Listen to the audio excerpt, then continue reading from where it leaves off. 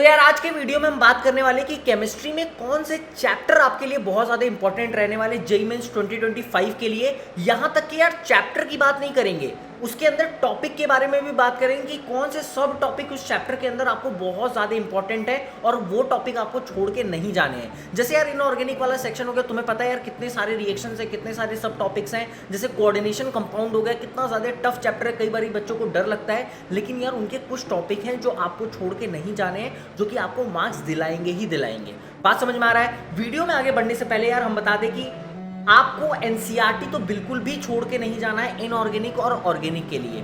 और JEE mains का PYQ जो आपका है केमिस्ट्री सेक्शन का, वो बहुत ज़्यादा इंपॉर्टेंट है यार आपकी केमिस्ट्री के लिए। तो केमिस्ट्री में तो पीवाईक्यू और एनसीईआरटी ऑर्गेनिक और इनऑर्गेनिक के लिए तो बिल्कुल ही आपको करके जाना है। भले ही आप मैथ्स में और फिजिक्स में देखो एनसीईआरटी का एज मच नीड नहीं होता, लेकिन वहाँ पे भी पीवाईक्यूज बहुत ज़्यादा इंपॉर्टेंट हो जाते हैं। तो बिना किसी देरी के स्वागत है आपका यार इस चैनल पे। मेरा नाम है देवांश मिश्रा और बढ़ते हैं इस वीडियो में। तो यार सबसे पहले हम स्टार्ट करें, ज़्यादा लेट नहीं करेंगे, आपको परेशान नहीं करेंगे।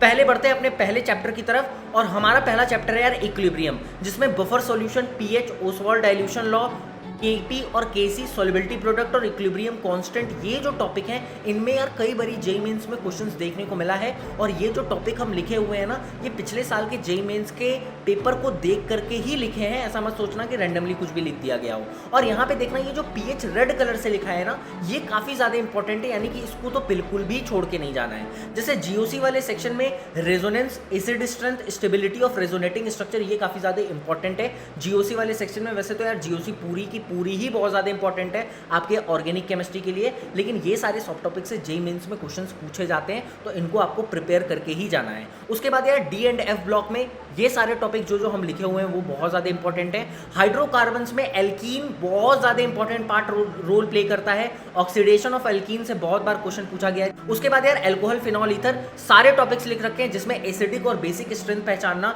कि किसका ज़्यादा किसका कम है, वो आपको थोड़ा सा ध्यान में रहना चाहिए भैया, क्योंकि भैया उससे कई बार सवाल पूछे गए हैं। कोऑर्डिनेशन कंपाउंड, जो कि बहुत बड़ा चैप्टर है और बहुत टफ चैप्टर है, कई बार बच्चों को डर लगता है इनऑर्गेनिक केमिस्ट्री वाले सेक्शन में सबसे टफ चैप्टर इसी को माना जाता है। इसमें वीबीटी, मैग्नेटिक मोमेंट और क्रिस्टल फील्ड थ्योरी, ये तीनों टॉपिक तो बिल्कुल ही छोड़ करके मत जाना। और बाकी के जो 3 टॉपिक लिखे हैं उनसे भी आप करके जाना, क्योंकि सवाल उनसे भी पूछने के चांसेस हैं। ईजी सवाल आएगा यार, जेईई मेंस का तुम्हें पता ही है, जेईई मेंस में काफ़ी ईजी सवाल पूछे जा रहे हैं, आप आराम से सवाल को निकाल लोगे। उसके बाद यार सॉल्यूशन आ गया, जिसमें कोलिगेटिव प्रॉपर्टी बहुत ज़्यादा इंपॉर्टेंट है, ऑस्मोटिक प्रेशर। उसके बाद हेलो एल्केन और हेलोरीन, काफ़ी ज़्यादा रिएक्शन है, काफ़ी ज़्यादा मैकेनिज्म है, लेकिन यहाँ पे कुछ पार्ट हम लिख रखे हैं। फिजिकल प्रॉपर्टीज छोड़ के मत जाना, और न्यूक्लियोफिलिक सब्स्टिट्यूशन जो रेड कलर से मार्क है उनको तो बिल्कुल ही छोड़ करके मत जाना, याद रखना मेरी बात। उसके बाद देखना यार पी ब्लॉक में ग्रुप 17, ग्रुप 16 और ऑक्साइड्स ऑफ हेलोजन, ये बहुत ज़्यादा इंपॉर्टेंट है। तुम देखोगे ना अगर पिछले 3 साल का पेपर उठा करके, और जितने भी शिफ्ट्स हुए हैं उनमें इन टॉपिक्स से सवाल आपको मिलेंगे ही मिलेंगे।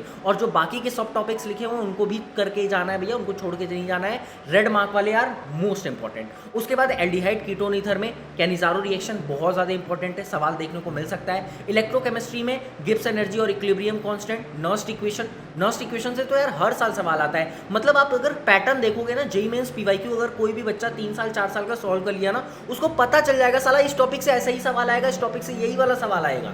लेकिन फिर भी आपके पास टॉपिक हो तो आपको ज़्यादा क्लैरिटी रहेगी, चैप्टर पढ़ते टाइम आप फोकस कर पाओगे उस पर्टिकुलर टॉपिक पे, क्योंकि आपको पता रहेगा यार जेईई मेंस में सवाल इससे आता है। ठीक है। उसके बाद यार केमिकल काइनेटिक्स हो गया, जिसमें फर्स्ट ऑर्डर रिएक्शन और first order half life. Chemical kinetics में यार कई बार बच्चों को दिक्कत होता है हाफ लाइफ वाले क्वेश्चंस में, है ना। तो लेकिन ये दोनों पे क्वेश्चंस अच्छे तरीके से प्रैक्टिस करके जाना, पीवाईक्यू से भी प्रैक्टिस कर लेना और फर्दर आपके मटेरियल से भी क्वेश्चंस प्रैक्टिस कर लेना।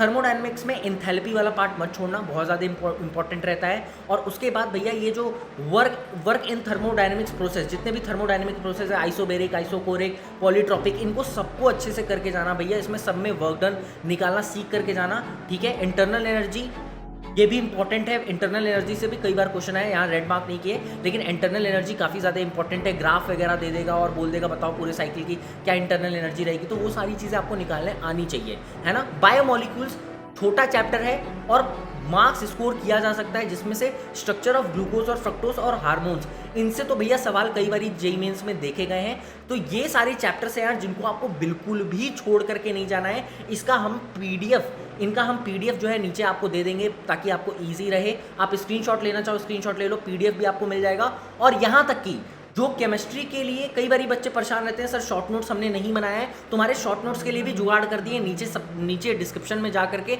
शॉर्ट नोट्स भैया डाउनलोड कर लो। अच्छे तरीके से ऑर्गेनिक का, फिजिकल का, इनऑर्गेनिक का शॉर्ट नोट्स बना रखे हैं। ऑर्गेनिक में सारे रिएक्शंस एक तरीके से लिखे हुए हैं भैया, और फिजिकल केमिस्ट्री के सारे फॉर्मूलेज अच्छे तरीके से लिखे हुए हैं, और इनऑर्गेनिक के भी सारे रिएक्शन अच्छे तरीके से शॉर्ट नोट्स में लिखे हुए हैं। तो शॉर्ट नोट्स अगर तुम बनाना नहीं चाहते हो, तुम्हें लगता है नहीं टाइम वेस्ट होगा शॉर्ट नोट्स बनाने में, तो वो शॉर्ट नोट्स को रिव्यू करके जब तुम चैप्टर को पढ़ रहे हो तो उस टाइम पे उस शॉर्ट नोट्स को देखते चले जाओ, और अगर मन करे तो अपडेट करते चले जाना अपने हिसाब से, और उस शॉर्ट नोट्स को तुम आराम से फॉलो करके अपनी प्रिपरेशन कर सकते हो। डिस्क्रिप्शन में तुम्हें लिंक मिल जाएगा। बात समझ में आ रही है? इसी तरीके से मैथ का और फिजिक्स का भी हम इंपॉर्टेंट सब टॉपिक लेकर के आए, क्योंकि यार इंपॉर्टेंट चैप्टर तो पता ही है, इतना मेहनत करके सब टॉपिक्स निकालना काफ़ी मुश्किल होता है तुम लोगों के लिए। लेकिन यार आपके सामने हम आपके लिए सब टॉपिक्स लेके आए हैं, तो आपको परेशान होने की बिल्कुल जरूरत नहीं है। फिजिक्स और मैथ के लिए भी जल्दी आपके सामने आएगा। और एक सबसे ज़्यादा इंपॉर्टेंट बात कि अगर आपको, क्योंकि यार ये 5 महीने 6 महीने का जो टाइम बचा हुआ है ना, ये बहुत ज़्यादा आपके लिए क्रूशियल है। तो अगर आप चाहते हो कि आप मेरे से 1-to-1 मेंटरशिप लेना चाहते हो, तो उसके लिए भी नीचे डिस्क्रिप्शन में हम डिटेल दे दिए। अगर आप 1-to-1 मेंटरशिप लेना चाहते हो तो उसके लिए भी आप हमसे कॉन्टैक्ट कर सकते हो। बात समझ में आ रही है? इन चीज़ों को फॉलो करो, और फिजिक्स और मैथ के लिए भी तैयार है ना, उसके लिए भी हम सब टॉपिक्स कौन कौन से इंपॉर्टेंट है वो भी जल्दी लेके आएंगे। चैनल को सब्सक्राइब करो। बाय।